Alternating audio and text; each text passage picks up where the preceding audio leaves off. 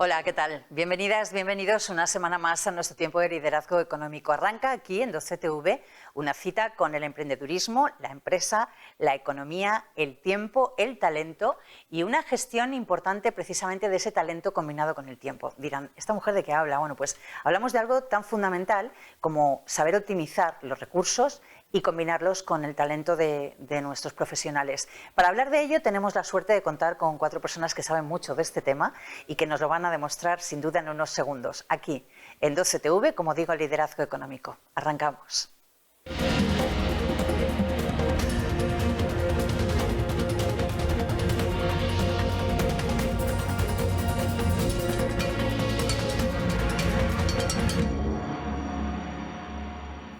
Como no podía ser de otro modo, arrancamos el programa presentando al primero de nuestros invitados. Tenemos la suerte de contar con nosotros con Eduardo Dura García. Él es gerente en CN Laboral. Gracias, Eduardo, por estar otra vez con nosotros aquí. Es un placer contar contigo. Muchas gracias por haberme invitado de nuevo y lo mismo digo. Bueno, eso es porque acabamos bien al final, ¿no? No, siempre, siempre. Me alegro, me alegro.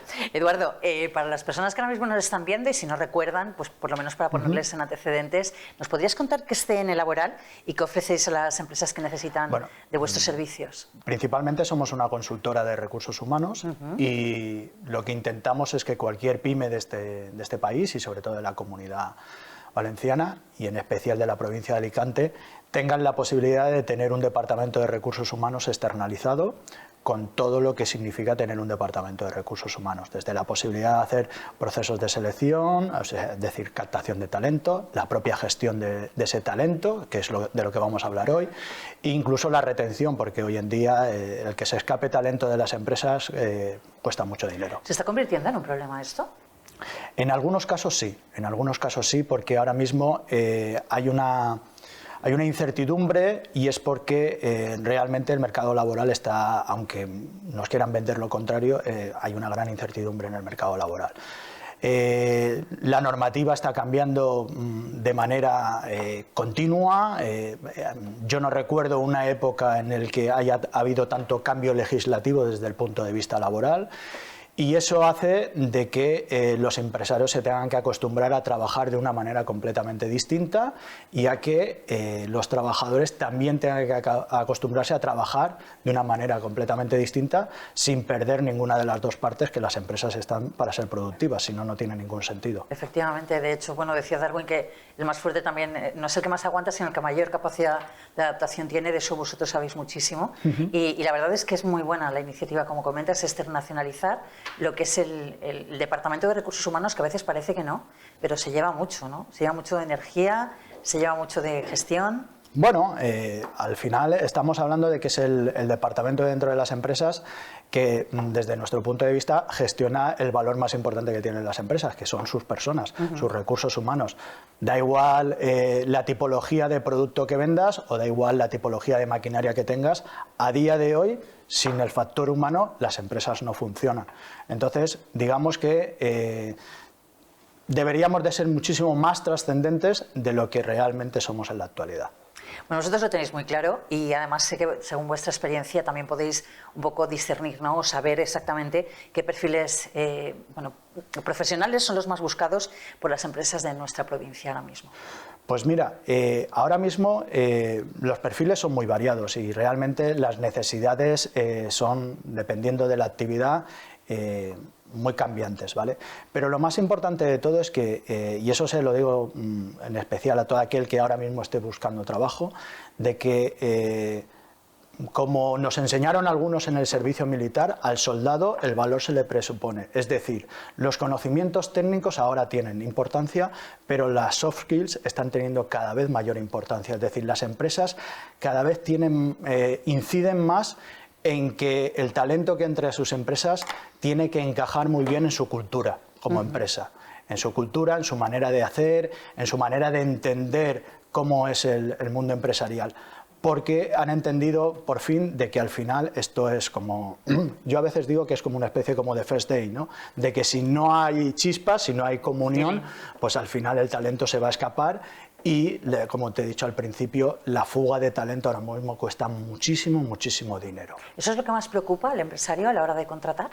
Sí, le preocupa la fuga de talento porque los costes en materia de laborales son los únicos costes que no han sufrido en ningún momento ninguna bajada. A veces bajan el IRPF, a veces bajan miles de cosas, se sacan ayudas, subvenciones, pero lo que es en sí el coste, y cuando hablamos de costes, el gasto que supone la seguridad social de ese trabajador, no han bajado nunca esos porcentajes, sino todo lo contrario, cada vez se aumentan más, cada vez suben más.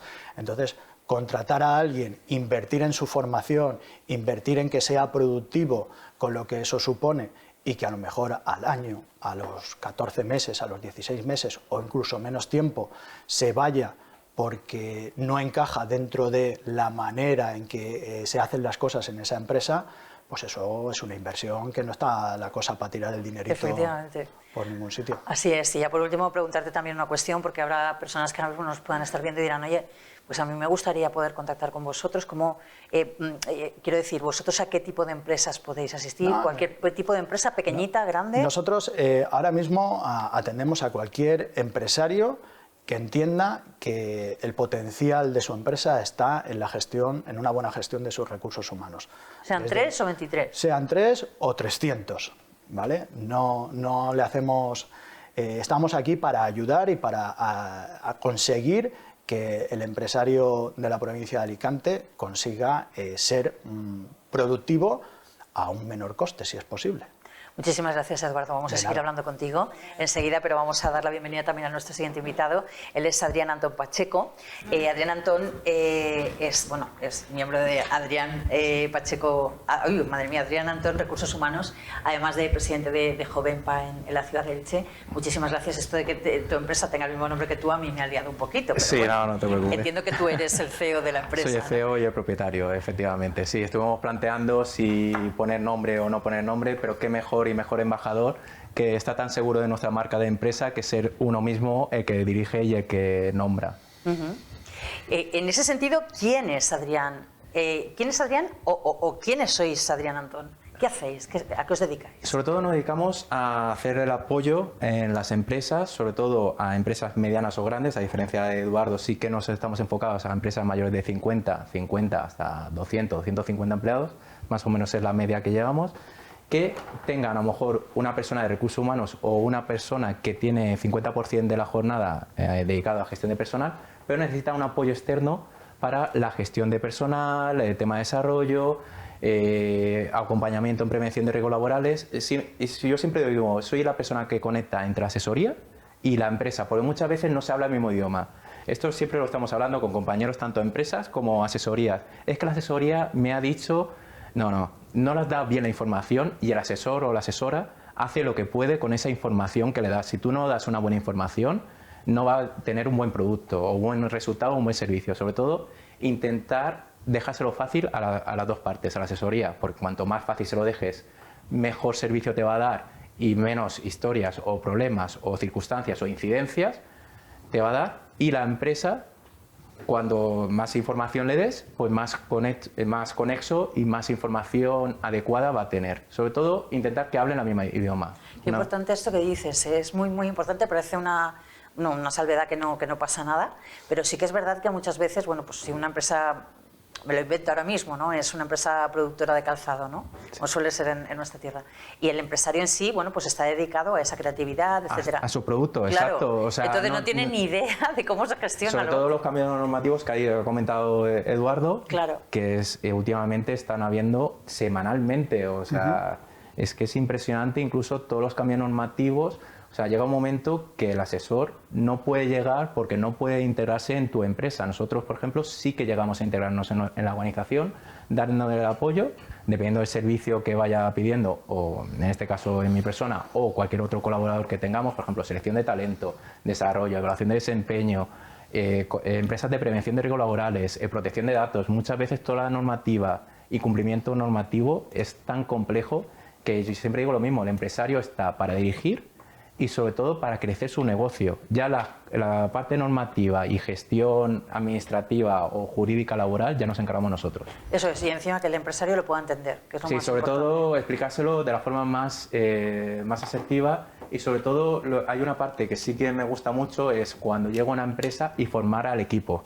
O sea, para mí es porque cuanto más autónomo sea, más tiempo tengo y más puedo dedicarle a otras partes más estratégicas de la empresa, porque muchas veces si una empresa entiende lo que es una nómina, el tema de retención, el tema de gestión, cuando tiene que negociar bruto o neto, que bueno, esta es la eterna pelea que tenemos muchas veces, digo, no negocies en bruto, porque neto, perdón, porque como cambian las circunstancias personales, familiares, tengas una hipoteca o tengas familiares, te va a cambiar mucho la normativa. Por eso siempre hay que negociar en bruto, porque al final es que después el asesor o la asesora que tiene que cuadrar las nóminas va a tener un trabajo muy complejo. Escuchándote, Adrián, me doy cuenta de la grandísima importancia que tiene la palabra, o mejor dicho, el significado de la confianza.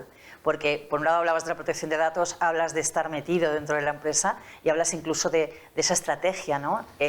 Para eso es fundamental que exista una confianza y que se pueda, vamos, contar con vuestra, obviamente con toda vuestra confidencialidad, etcétera, etcétera, ¿no? Sí. ¿Eso cómo se gana?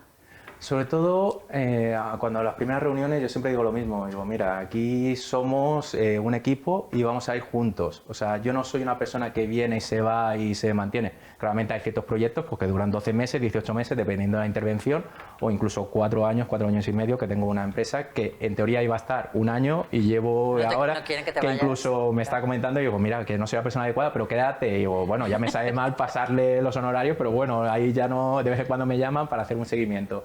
O sea, sobre todo es decirle y ser realistas. Ajá. O sea, a mí yo me acuerdo de una reunión que lo he comentado con otros compañeros, una empresa de aquí de Alicante, diciendo, ¿tú qué harías? Y digo, mira, yo hasta que no conozca la empresa es una temeridad absoluta.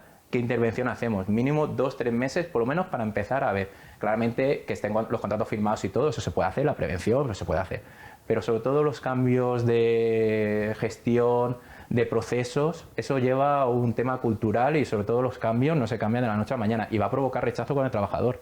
O sea, es normal, o sea, te vas a sentir como hostil, o sea, hay que explicarle muy bien, incluso explicándoselo muy bien, hay rechazo, es normal, siempre hay un 2 o un 3% mínimo de las personas que va a provocar rechazo esos cambios. Pero cuanto más se lo expliques a un trabajador, yo muchas veces lo que digo siempre, le hago firmar documentación al trabajador, no por aspecto legal, que siempre es importante, sino porque si me dice, Adrián, no me lo has explicado, digo, no, sí que te lo he explicado porque te acuerdas que esto te lo expliqué, digo, que no me diga que una cosa que no se lo he explicado, porque para mí sí que, porque en el momento que pierda la confianza de un trabajador o una empresa, ya por mucho que se lo vas a explicar, empiezan los problemas. Efectivamente.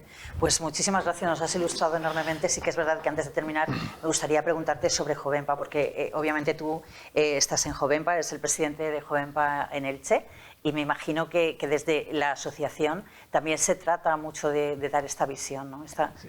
Sobre todo, sí, y la idea es, hablando de talento, incluso recientemente he estado en una feria de empleo de formación profesional, hablando con diferentes institutos, hablando con diferentes alumnos, sobre todo dar esa visión y esa gestión que tiene, y sobre todo es lo que decimos en Jovenpa, no estás solo y no estás sola.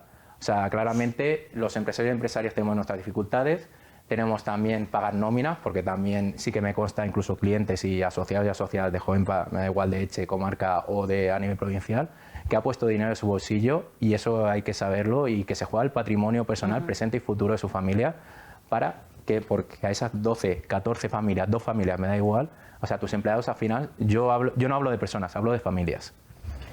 Muchísimas gracias, Adrián. Vamos a seguir hablando contigo enseguida, pero vamos a dar la bienvenida también a nuestra siguiente invitada, Claudia Lillo Box, consultora de recursos humanos en Moure. Muchísimas gracias por estar con nosotros, Claudia. Muchísimas gracias por invitarme. Es tu primera vez, espero que no sea la última y que tengas una buena experiencia.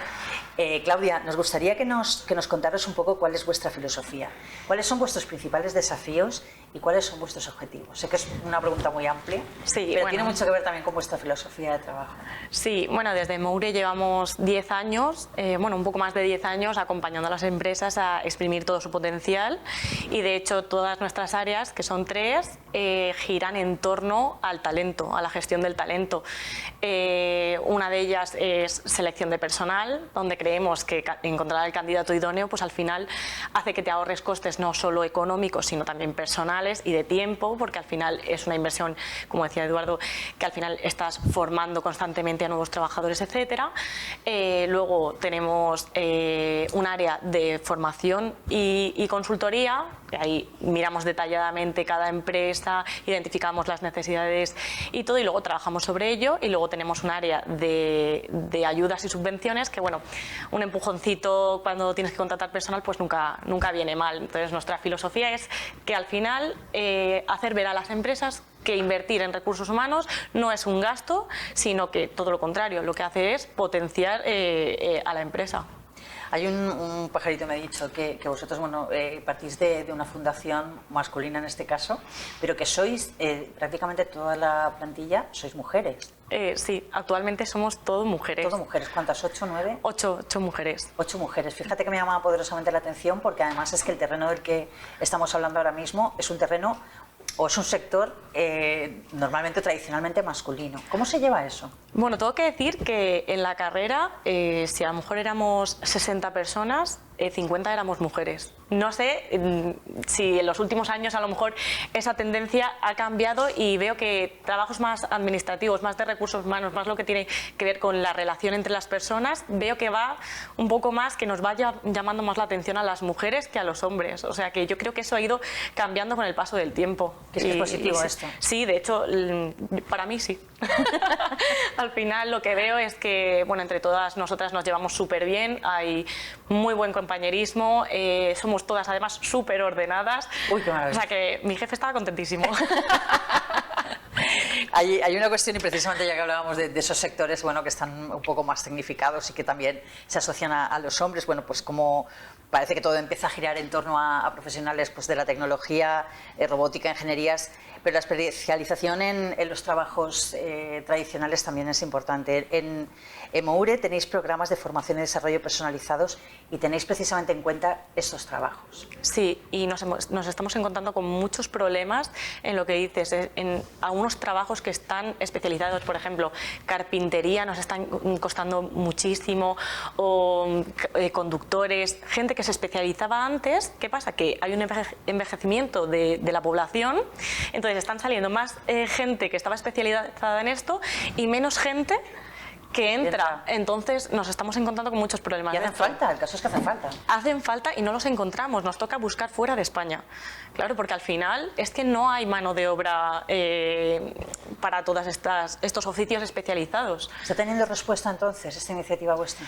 Sí que por algunas partes de Sudamérica sí que encontramos algunos profesionales que están dispuestos a venir, a dejar todo en su país para venir aquí y trabajar, pero solo en algunos sectores. De todas formas, esa gente que está dispuesta a venir, habría que formarla. O sea, no es gente que ya venga formada. Nosotros contamos pues con un montón de formaciones que podemos hacer, pero claro, hay que tener en cuenta que es que el número de personas que hace falta es... Es que fíjate que es un tema, Adriana, que sale muchísimas veces. Sale muchísimas veces en este programa la demanda de personal, la demanda de talento. Sí. Normalmente nos hemos dirigido siempre pues a un sector probablemente más universitario, ¿no? Y nos hemos dirigido incluso en los estudios, pero la formación profesional es fundamental y hace falta, realmente falta. ¿Se está convirtiendo en un problema? Sí, muy grave, además, porque de verdad que nos encontramos con un montón de empresas que están muy preocupadas de no encontrar al candidato porque no reciben ni siquiera currículums para poder leer. Es que ya no es que descarto 100, no, es que directamente no les entran. O sea, eso es un problemón. Vamos a ver si vamos a poder poner un poquito de luz con el programa y ojalá. Un poco con eso. Desde luego sí, porque contamos con personas como tú, Claudia, aquí. Muchísimas gracias. Enseguida volvemos contigo, pero vamos a dar la bienvenida ya a nuestro último invitado, que no por ello menos importante, Enrique Peláez, director de estrategia en Peláez Consulting y asesor y cofundador de este programa de liderazgo económico. Gracias, Enrique. Hace tiempo ya que no te teníamos aquí en la mesa. Me gustaría preguntarte con qué retos y oportunidades piensas que se encuentran las empresas de nuestra provincia, al hilo además de lo que se ha hablado aquí en la mesa en estos momentos.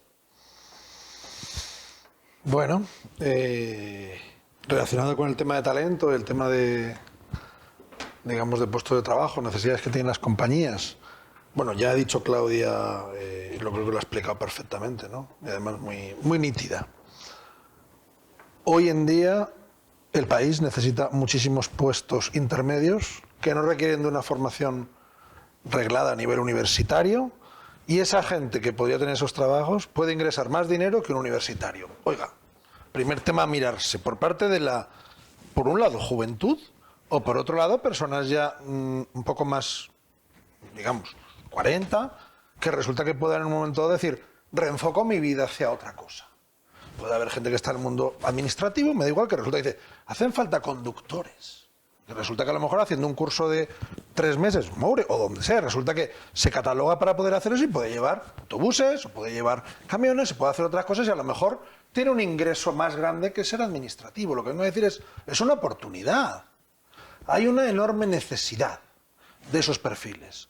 Cuando hay necesidad y hay demanda, es decir, de que hacen falta gente, el precio que también el empresario está dispuesto a pagar por ello es superior a las condiciones normales. ¿Por qué? Porque si no, se tiene que poner él o ella a llevar los camiones. Digo, por ejemplo, si es el mundo del transporte. Entonces yo creo que hay que animar a la gente. No digo a tirarse de... Sé tan valiente, tírate de un puente, que no te preocupes que hay red. No, hay una necesidad real, absolutamente real. Ha comentado Claudia, y yo conozco también casos de empresas muy importantes, que se han tenido que ir a buscar mecánicos en Latinoamérica, pero no ya a través de alguien, que se van allí a intentar ver a través de algunos, a lo mejor, talleres y tal, cómo puedo llegar y traerme a 8 o 10 personas de distintos países, a lo mejor. Tú fíjate, hasta es un drama. Sí. Y todo es porque, históricamente, creo que nuestros padres, queriendo lo mejor para nosotros, han pensado que con un título universitario se iba a estar más preparado para tener un mejor trabajo. Y eso es loable, y nos han dado una formación increíble. Pues lo que resulta es que tenemos decenas de miles de jóvenes universitarios que resulta que están teniendo que trabajar en puestos inferiores a su catalogación, que además están desmotivados, están frustrados. Entonces yo lo que animaría es, hay manera de darle la vuelta, es mejor no ir contra el muro cuando ves que el muro está claramente ahí, sáltalo, o pasa por abajo haciendo un agujero, o rodéalo. ¿Cómo? Readáptate. Lo que no va a estar es el mundo empresarial generando puestos de trabajo que no necesita. Y eso es lo que la juventud también tiene, o la gente que quiera cambiar de registro, tiene que entender. No puede ser que no son las empresas las que garantizan un puesto de trabajo, tienen unas necesidades, hay una oferta, hay una demanda de personal, y ahora mismo lo que es verdad es que los puestos de esos de tipo a nivel operario, a nivel de artesanos, a nivel de gente con una determinada especialización, hemos dicho mecánicos, hemos dicho conductores, hemos dicho carpinteros, de madera, de aluminio, hace falta de todo. Pero resulta que, a lo mejor, ya digo, los jóvenes lo que piensan es, bueno, ya me llegará o me tengo que ir fuera. No, o readáptate, si no hay mejor sitio para vivir. Yo he estado trabajando, como sabes, en una decena de países del mundo. No se vive mejor que en España en ningún sitio, pero ¿cómo te vas a ir a lo mejor? Yo qué sé, yo con una escuela de enfermeras que hay, bueno, escuela no, que adaptan, ¿no?, a enfermeras o chicas, bueno, chicas o chicos, pero la mayoría son mujeres, de enfermería, les hacen un curso de formación, incluido aprender el idioma del noruego, y se las llevan a Noruega, pero al triple de salario de lo que hay aquí. También es verdad que no ganan ingresan el triple, pero vivir en Noruega cuesta más del doble que en España, con lo que cuidado, que también hay. Pero durante un periodo de tiempo a lo mejor les aporta un valor y una experiencia fantástica. A lo mejor conocen alguna noruego, algún noruego, y encima hacen familia allí, pero es una etapa de su vida. Luego van a volver porque no se vive aquí mejor que en ningún lado. Entonces, lo que hay que intentar incentivar es pensar que no es la única opción, sino que hay otras aquí. Y fíjate que escuchándote yo pienso en lo que en los últimos tiempos está también saliendo en los medios, ¿no?, que precisamente los empleos que más peligran ante la inteligencia artificial precisamente son los administrativos. Y precisamente estos de los que estás hablando pues son los que más falta hacen, ¿no?, o los que más van a tardar en desaparecer. Los que más falta hacen, ¿qué quieres decir? Perdón. Quiero decir que son los que más demanda hay de sus puestos de trabajo y que probablemente sean los más... No, pero en la labor administrativa no. La labor administrativa, no voy a decir que sobren, y es un trabajo muy loable y que está muy bien. No, para nada, no me refiero a eso. Me refiero que la inteligencia artificial está demostrando que hay determinados trabajos de carácter... Con más motivos se tienen que reinventar. Correcto, con más y además hay una oportunidad, porque hay una necesidad. Entonces, el profesional que nos esté viendo en la tele hoy, que se haga la pregunta, que se informe, que pregunte. ¿Cómo puedo readaptar mi seguro? Que en la administración o tal, es decir, a través de las agencias de empleo, y te decir, oye, pues yo te recomiendo este tipo, o sea, cursos hay algunas veces que no solo que no se llenen, que se cancelan porque no se apunta la gente. Eso es un drama. Entonces tenemos que hacer un cierto impulso, pero no porque nadie de nosotros vaya a ganar con ello. Los que van a ganar los primeros son esos empleados, esos posibles trabajadores. ¿Vosotros queréis apuntar algo a lo que estábamos comentando? Eduardo. Yo, la propia experiencia que tenemos en la consultora es que cuando nos piden un puesto de trabajo para oficios, electricistas, carpinteros, fontaneros, técnicos de electrodomésticos, ¿vale? Sí, te puedo decir que actualmente los dos puestos que más me están costando es el de electricista y el de técnico de electrodomésticos. Por Dios, es que no los hay. Es que no los hay. Es que, como ha dicho Claudia, el problema no es que leamos 300 currículums y digas, es que ¿a cuál cojo? O sea, el problema es la empresa. No. El problema es que a veces es un solar el proceso de selección, porque es que no hay. No hay. Desierto. Es un desierto. Es un desierto que no hay candidatos. No hay candidatos, ¿vale? Entonces, yo abogo primero porque el prestigio de la formación profesional tiene que subir, pero tiene que subir exponencialmente. No es ningún desastre que un hijo nuestro quiera hacer formación profesional, por Dios, que no lo es. Que no, que ahora mismo los oficios son necesarios. Es que vamos camino de que tengamos que aprender nosotros mismos a cambiar un grifo, porque no vamos a encontrar nadie que venga a casa a cambiarnos un grifo. Vamos camino de eso. Y eso la inteligencia artificial no lo va a hacer, ¿eh? La inteligencia artificial no nos va a cambiar una bombilla. No nos va a cambiar una bombilla. Y luego, con respecto al tema de la inteligencia artificial que has lanzado tú, al final la inteligencia artificial va a ser una herramienta, igual que en su día fue el ordenador y fue la informática.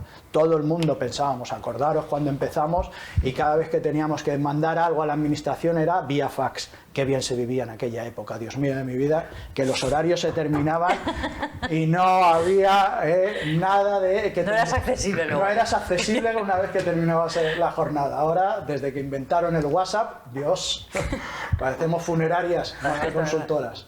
Pero bueno, bromas aparte, al final lo que ocurre es que la informática nos ha ayudado a conseguir dar un mejor servicio a nuestros clientes. Claro. La inteligencia artificial, tiene que ser lo mismo, bien utilizada, y sé que muchos de los aquí presentes ya la estamos utilizando, nos ayuda a dar un mejor servicio a nuestros clientes. Nos ayuda a que esa retención del talento sea muchísimo mejor, ¿vale? Una cosa no quita la otra. Pero sí que es cierto que ahora mismo este país tiene una gran deficiencia en puestos grado intermedio o oficios, lo que toda la vida se ha llamado los oficios. Yo creo que ahora mismo preguntas qué es un tornero fresador y alguno dice que si le estás llamando hijo de la Gran Bretaña. O sea, ¿entiendes? O sea, que al final, no me pongas cara de eso. Sí, Enrique, sí. Es que no sé muy bien qué es un tornero fresador. Me suena algo del metal, pero no lo sé si es eso. Por ahí van los tiros. Voy muy desencaminado. Examen al final del programa. Exactamente. Entonces, realmente yo abogo, y yo dentro de casa tengo a alguien que se dedica a la enseñanza, a la formación profesional, y quiero que que la enseñanza en formación profesional adquiera un mayor prestigio. No es ningún desprestigio estudiar formación profesional, ¿eh? Sí, Perdona, Andrea. De hecho, estando en la universidad, me acuerdo que vino un empresario a darnos una charla y nos decía, yo lo siento por vosotros, pero antes contrató una persona que venga de formación profesional que de esta carrera. Y claro, nos quedamos así como en shock y decía, es que ellos hacen prácticas. Ellos están en el día a día, ellos saben lo que es trabajar en eso. Nosotros salíamos con una teoría y luego te enfrentabas a la realidad y era como, esto es totalmente distinto. Entonces... Pero eso es un reto, disculpa si te corto, sí. Pero eso es un reto por parte de la universidad y también por parte de las empresas. Sí. ¿Vale? Las empresas tenemos que apretar a la universidad para que las opciones porque los universitarios puedan hacer prácticas en las empresas sean más rápidos, más fáciles, más sencillas, más eficaces, que no se convierta en un problema. Y luego el prestigio de hacer prácticas en las empresas, ese sí que es un problema empresarial. Ahí sí que tengo que llamar la atención a los empresarios, porque contratar a alguien en prácticas no es contratar ni ni tu auxiliar para que te traiga el periódico, ni el café, ni el de las fotocopias. Es contratar un potencial talento para incluir en tus empresas. ¿Vale? Sí.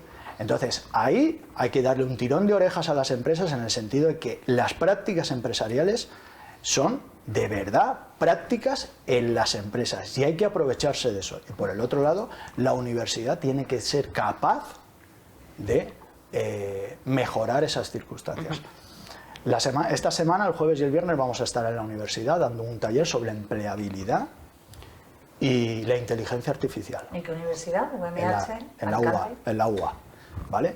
Y es porque nos hemos empeñado en apretar a la universidad para que trabaje y colabore más con el mundo empresarial, mucho más de lo que lo hace.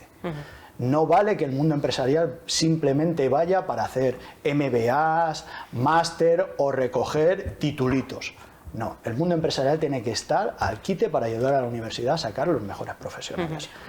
Porque, bueno, Adrián, no sé si quieres añadir algo a lo que están comentando. Sí, efectivamente, el tema de prácticas se tiene que estar, sobre todo, más coherencia tanto en FP como en las prácticas universitarias. Yo siempre digo lo mismo, la gente que viene a mi despacho, si puede hacer prácticas reales, las hace para tenerlo una persona que me lleve el café y que lleve lo otro. Pero no lo han hecho conmigo y no lo pienso hacer con lo otro. Exactamente. Y la clave para mí en el despacho siempre digo lo mismo. Normalmente la gran mayoría no se pueden quedar por circunstancias y la estructura del despacho, pero mi objetivo es que esté totalmente o prácticamente empleable para que entre a una empresa cliente. Correcto. O sea, que sea una extensión prácticamente de mi despacho, aunque cada uno tiene sus circunstancias, y que conecte a su empresa. Me ha pasado con 4 o 5 personas que la tengo y sigo colaborando con esas empresas.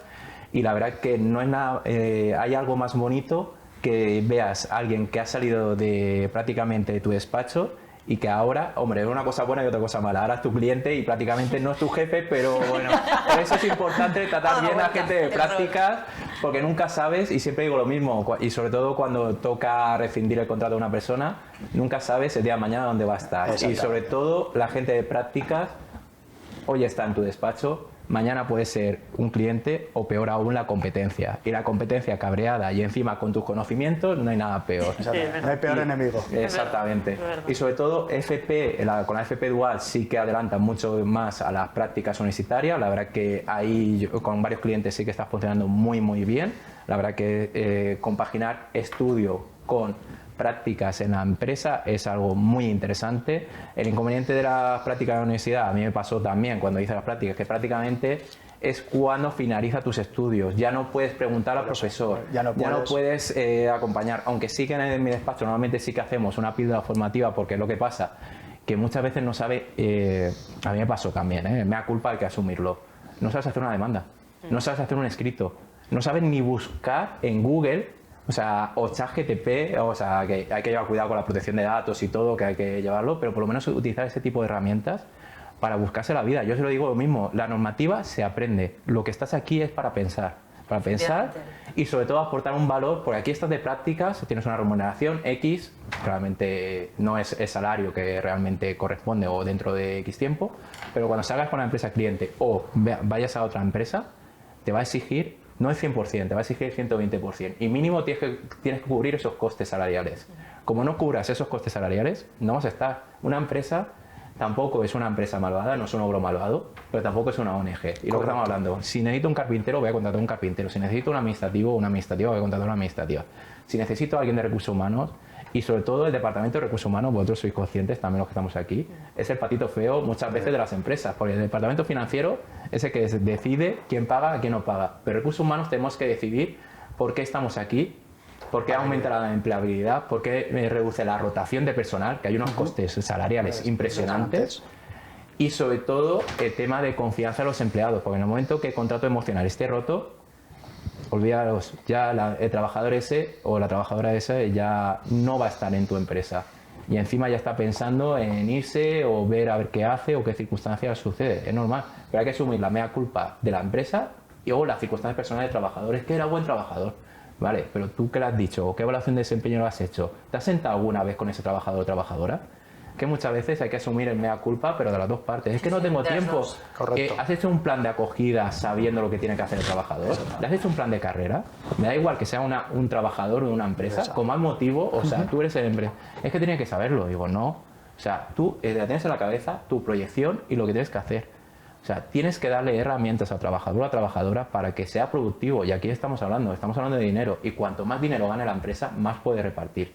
O sea, yo estoy encantado de que mis clientes, cuanto más paguen, mejor. O sea, yo me peleo con ellos y me peleo conmigo mismo para intentar pagar lo mejor posible. Cuanto más pague, más condiciones de flexibilidad.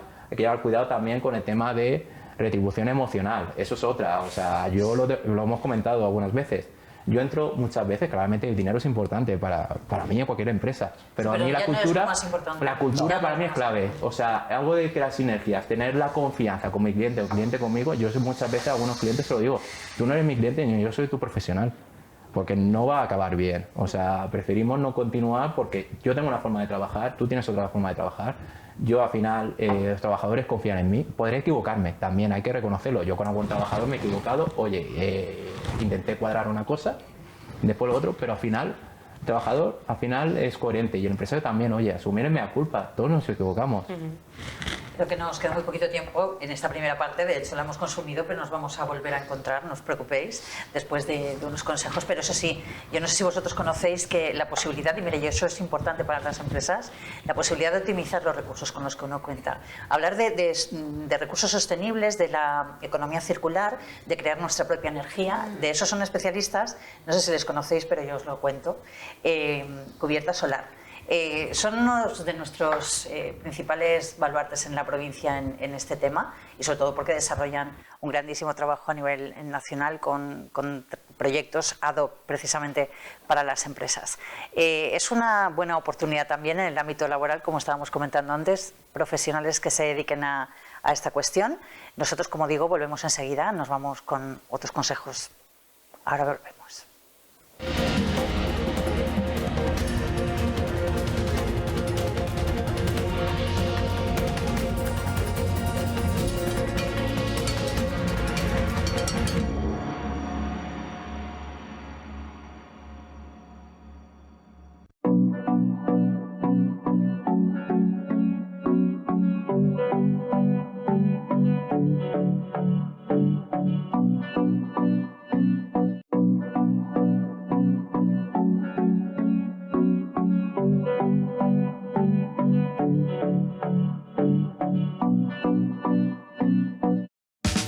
Te quiero tanto que cada paso que doy lo doy pensando en ti. Tanto que siempre te tengo presente. Tanto que por ti siempre lo mejor. En Pascual cuidamos de cada paso para cuidar de las familias como tú cuidas a la tuya, dando siempre lo mejor. Si lo quieres, lo cuidas. Pascual, dar lo mejor.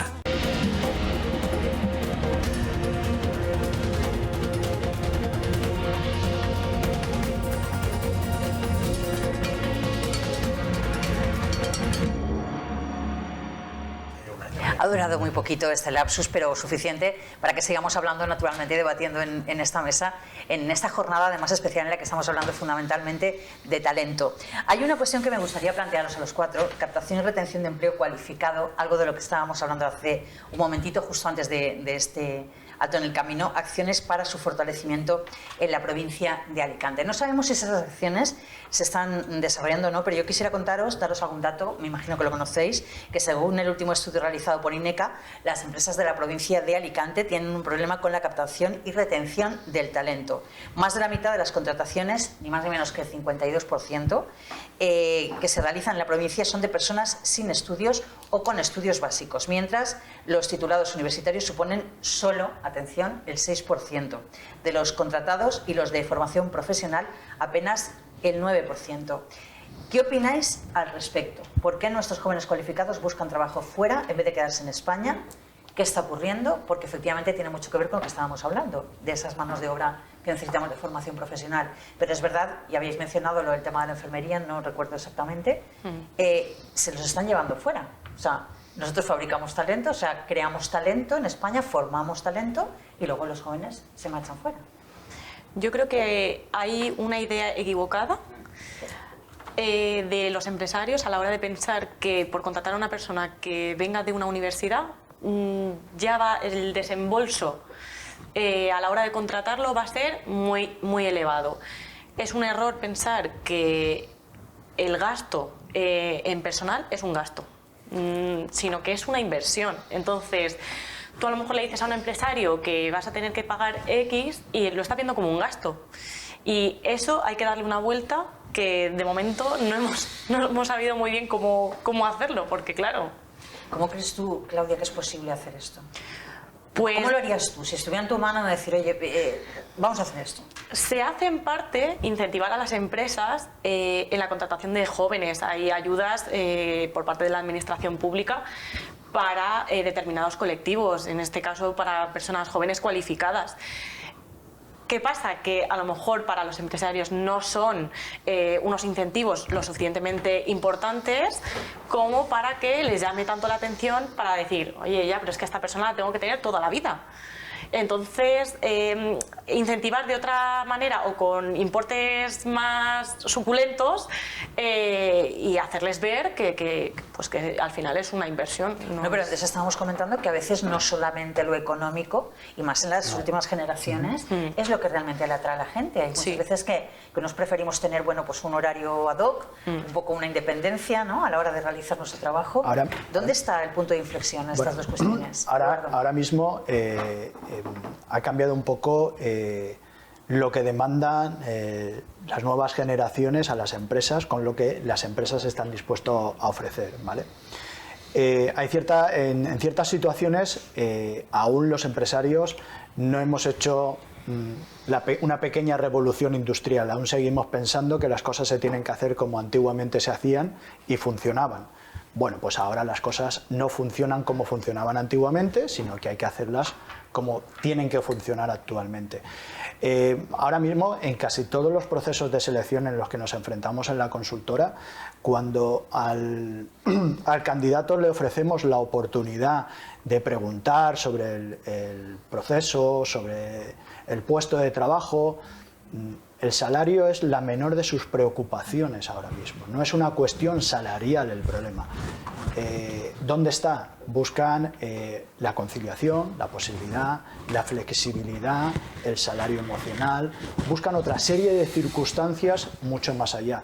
Nos tenemos que empezar a mentalizar absolutamente todo el mundo de que se trabaja para vivir. No se vive para trabajar, ¿vale? Se trabaja para vivir. ¿Qué opinas, Enrique? ¿Quieres añadir? Bueno, totalmente. Yo creo que estamos en una época de cambio muy relevante. Yo sé que, por lo menos por romper una lanza, creo que una parte importante del mundo empresarial, y probablemente el tema del COVID ha tenido muchísimo que ver en esa concienciación por obligación, sí, a que el tema ya de la obligación presencial, es decir, las estructuras totalmente piramidales, es decir, muy jerárquicas, muy tipo la Edad Media, ¿vale? Entendedme, es decir, el jefe, los colaboradores directivos y luego los empleados, digamos, abajo, y todo verlo un poco como... Y aquí se trabaja de 9 a 2 y de 4 a 8 de la tarde, y no me contéis nada más. Eso, el que hoy todavía, o los que hoy siguen actuando o pensando así, están abocados al desastre, total, al fracaso. ¿Por qué? Porque van a quedarse solos. Nadie va a querer trabajar ahí. Porque hoy la sociedad tiene otras necesidades. Lo primero, con la incorporación ya hace bastantes años, gracias a Dios, de la mujer, digamos, al mundo laboral con todos los derechos, pues el tema de las responsabilidades familiares son compartidas. Y entonces a lo mejor llevar o recoger a los hijos, quien tenga hijos, al cole, resulta que es imprescindible porque si no, no pueden dejar de hacer eso porque tienen que dejar a los niños, a lo mejor no tienen autobús. Entonces, si tú no le das una flexibilidad para poder decir... Y puedes entrar a tu trabajo de entre 8 y las 9 de la mañana, tú puedes entrar a la hora que te venga mejor. Pero si entras a las 9, trabajas una hora más y sales una hora más tarde. Algo tan sencillo como eso, que no tiene por qué afectar, porque eso no afecta a la operatividad, ni de una, digamos, fábrica o de un tal, a las 8 de la mañana, ¿no? De 8 a 9 es un horario, digamos, de arranque, y la hora, digamos, final no lo es, ¿no? Entonces, hay empresas que eso ya, con el tema también de COVID, ¿no? El teletrabajo y tal, ya lo han empezado a visualizar como algo tal, y yo creo que los resultados están siendo, me da la sensación, que están siendo esperanzadores, pero todavía hay gente que lo ve como un sacrilegio. Bueno, esos son los que tienen, no digo los días contados, pero más riesgo de tener, digamos, problemas con sus colaboradores, con sus empleados, digamos, en la compañía. Y yo solo quería decir una cosa que quizás, oye, ellos son profesionales de este mundo y de esto saben mucho más que yo, pero también por la parte de la experiencia profesional a nivel empresarial, hombre, creo que hay que recordar o decir una cosa que no se ha hablado y que me parece que es importantísima que los telespectadores lo conozcan, porque el 90% o 95% no lo sabe. Y yo creo que es muy importante.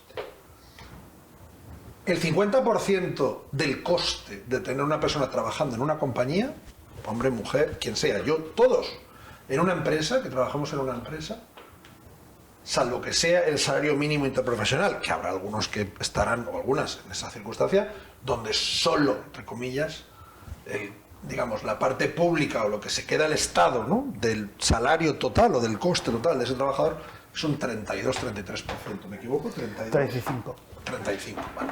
Pero es que en cuanto empieces a subir el salario del mínimo, los primeros euros de más que quieres pagarle al trabajador, 3 de cada 4 se los queda al Estado. Oiga, Es que no lo pone en ¿me práctica. estás diciendo que una persona con un salario de 20.000 euros al año a la empresa le cuesta 40.000? Sí. Esto no puede Lo ser. que quiero es que las personas, los telespectadores que a lo mejor no conocen esta realidad, sean conscientes, pero no por nada. No es porque vayamos a poder hacer nada para cambiarlo. Oiga, tenemos unas reglas del juego, hay una seguridad social que nos aporta un montón de cosas y nos da una seguridad.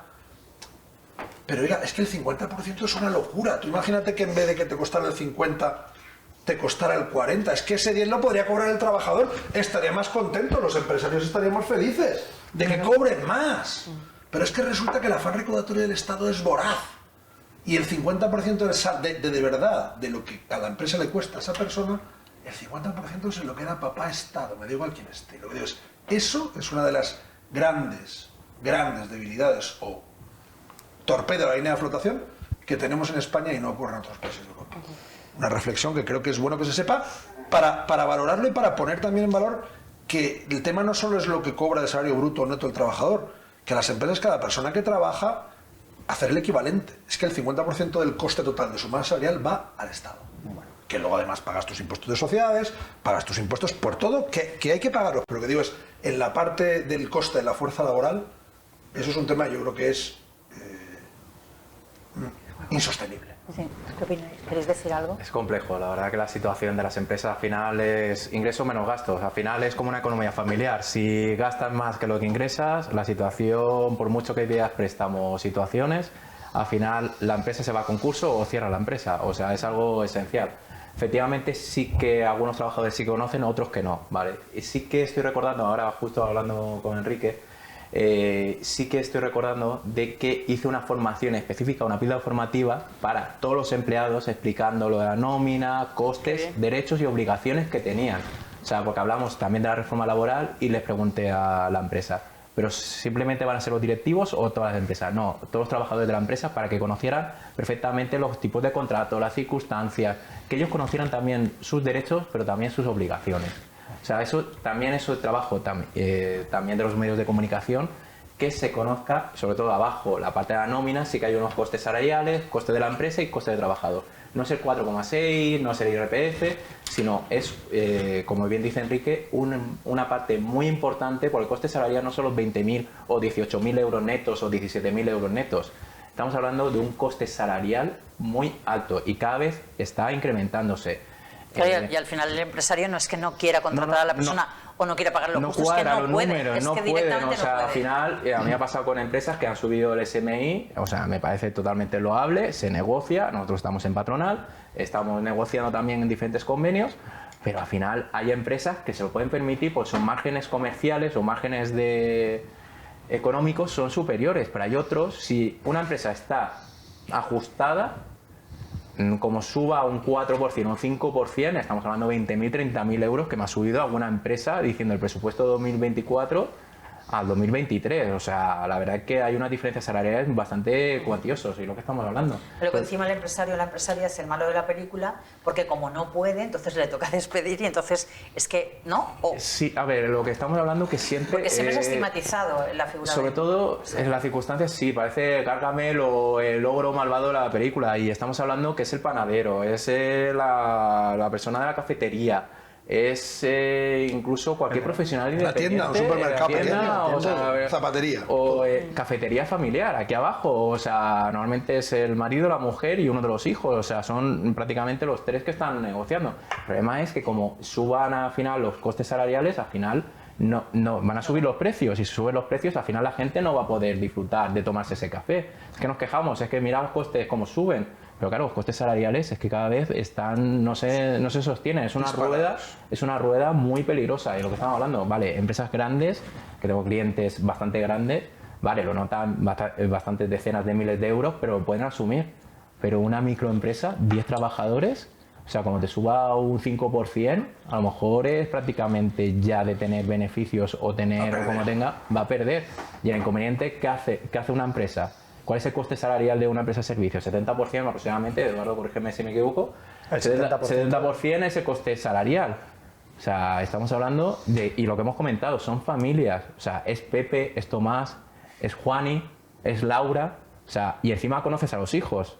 Que no hay peor desgracia de una empresario y una empresaria de decir, oye, que hemos cerrado. Una empresa de 40 años que desgraciadamente a lo mejor es viable. Una cosa son malas decisiones, que eso se podrá discutir, que se puede... Y otra cosa es un empresario que lucha día a día, o una empresa que lucha día a día, y por un cambio normativo, legislativo, normativo, me da igual, o económico, que ya no sea rentable la empresa.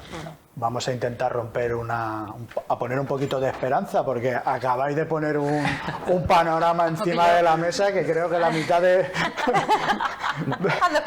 los telespectadores están diciendo por eso, no pongo un negocio ni de coña. No, voy a poner un tema sobre la mesa que creo que es importante. ¿Quieres añadir algo más? Pero positivo. Hay que ser coherentes. No, o sea, hay que tener un plan estratégico, hay que contar con profesionales, claro, por supuesto. Y sobre todo saber dónde zapatero tus zapatos. O sea, siempre digo lo mismo. De que no es que exista magia en plan Harry Potter, pero sí que los profesionales sabemos de caminos a seguir que hacen que la retribución salarial pueda estar acorde a las necesidades del trabajador y a las necesidades de la empresa. Lo único que hay que hacer es echarle un poquito de imaginación. Pero ahí perdona Edu y perdona Mari Carmen, porque ahora he llegado al punto que me faltaba. El punto que me faltaba es, ¿este programa cómo se llama? ¿Talento y flexibilidad laboral? ¿Sí? Bueno, pues yo abogo por que las empresas visualicen a través de profesionales, sean de sus propios departamentos, porque los tengan, o a través de gente profesional externa, que también está muy al día y les pueden informar, ¿no?, de muchas cosas interesantes, que es, oiga, ofrezcan y propongan en las mejoras salariales a sus trabajadores medidas inteligentes que tienen un menor impacto en la parte, digamos, del coste público, es decir, de ese 50 que estamos diciendo. Hagan iniciativas y propuestas de remuneración más atractivas donde quien gane sea el trabajador o la trabajadora, y la empresa, en vez de tener que afrontar ese otro 50, a lo mejor eso le cuesta un 20, pero sobre el 100 está ahorrando un 30. La empresa ahorra y el trabajador igual o más. Bueno, y que si gana la empresa, que si gana la empresa tampoco pasa nada, que parece que es que si la empresa derechos. gana Bueno, bien, no, pero no, pero por eso te digo, pero al Estado hay que pagarle el último céntimo de lo que se le tiene que pagar. Efectivamente. Pero regalar ni un duro, por Dios. Regalárselo a los empleados que se lo merecen. Es lo que vengo a decir. Entonces, en la flexibilidad laboral, no ya solo por los horarios, sino también la flexibilidad retributiva. Hay formas de temas relacionados con temas de salud, seguros de salud, temas relacionados con a nivel vacacional, temas relacionados con horarios, digamos, relacionados con entrada, salida, temas relacionados con hasta planes de pensiones, que hoy en día también no está nada mal ir pensando para determinados puestos, ¿no? Que en un momento dado puede ser, en vez de te subo el salario Yo tuve un caso y termino. El año pasado, una persona, subdirector de una empresa muy importante, de un volumen muy grande, más de 200 millones, que tengo relación con él, le subieron el salario. A la empresa esa subida le costó 12.000 euros. A él le bajó el salario neto porque el IRPF le subió de una manera exponencial. Sí. Oiga, tú imagínate, pones en marcha para motivar a un directivo importante, tiene un coste para la empresa importante y el salario al final, el trabajador ingresa menos. Lo que te vengo a decir es, joder, se puede hacer mucho mejor. Qué absurdez más Hay que grande. estudiarlo previamente, hay que tener contratar profesionales que te profesionales. ayuden. Exacto. Sí. Para entender esas formas. Claudia, ¿qué querías? Lo último, No, que vas. Tengo que hacerlo. que muchas veces pensamos que si le preguntamos al trabajador qué es lo que quiere, nos va a decir salarios desorbitados, horarios excesivamente flexibles, etcétera.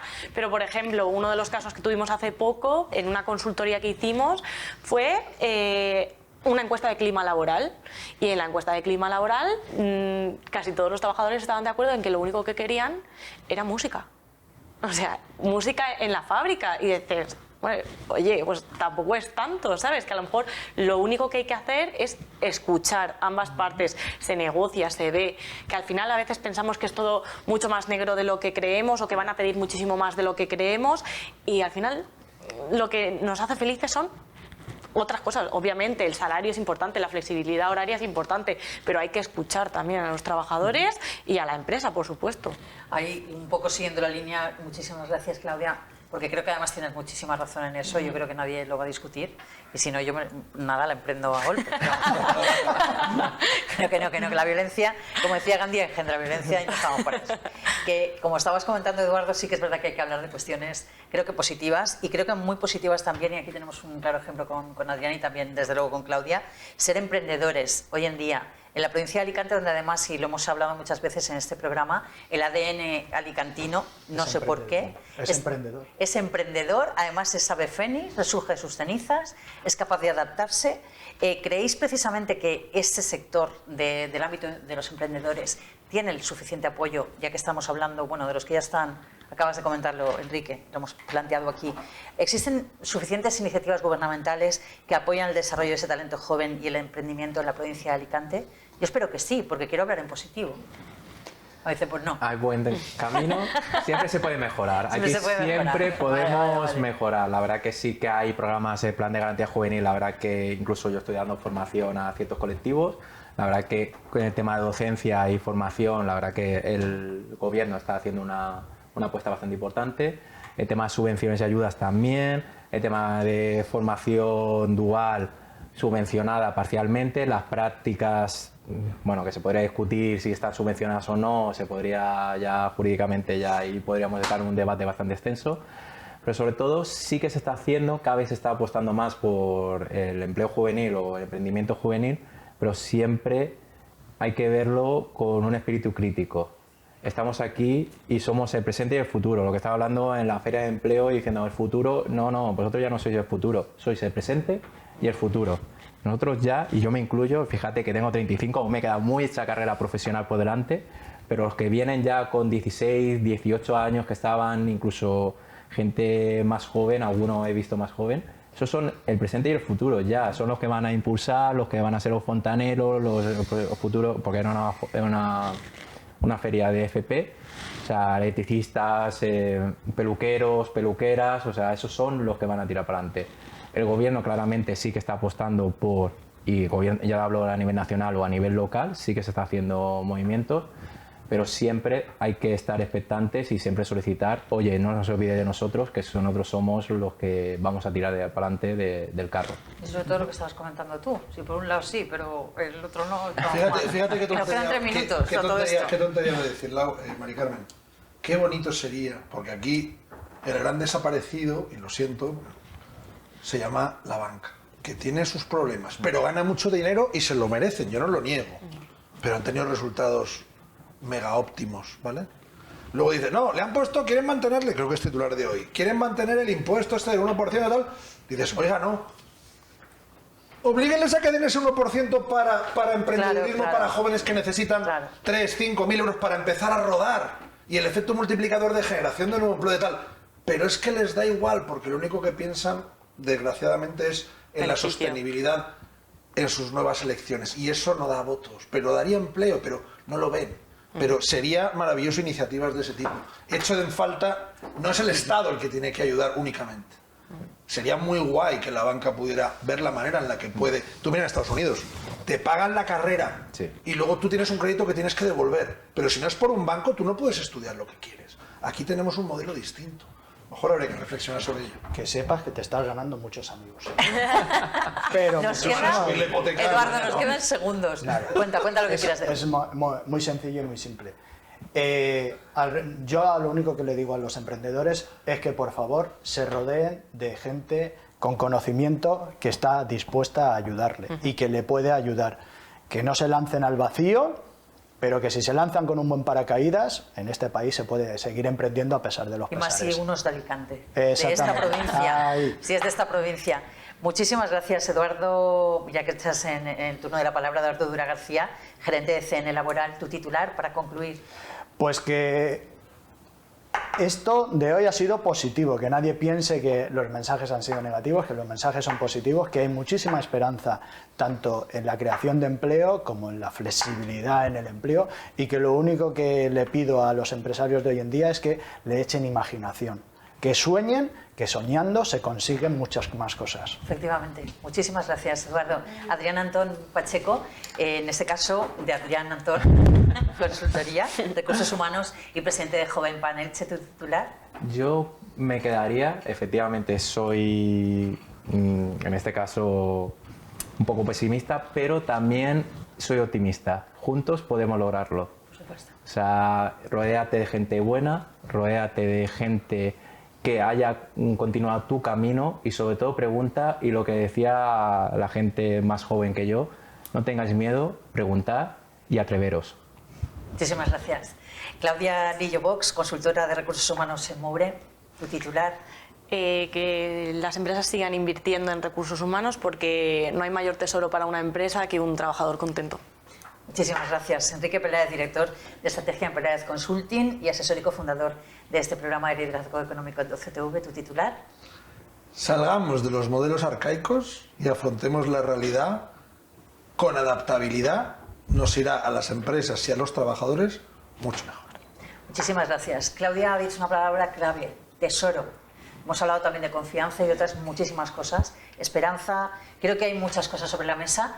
Yo os emplazo a que tengamos un siguiente programa porque nos han quedado un montón de temas en el tintero. Cuando tú quieras, Tiene Maricarmen. preguntas ahí que se han quedado. Se han quedado algunas preguntas en el tintero, pero creo que ha sido muy ilustrativo y creo además que hemos tenido muchísima suerte de contar con vosotros cuatro en esta jornada. Ha sido todo un placer. Os deseamos eso, que sigáis con ese ímpetu y que sigáis haciendo crecer a las empresas en nuestra provincia. Todo un placer. Amigos, nosotros nos tenemos que marchar, lo dejamos aquí, pero la próxima semana nos volvemos a encontrar. Será nuestro programa número 60 de liderazgo económico en 12TV. Sed felices.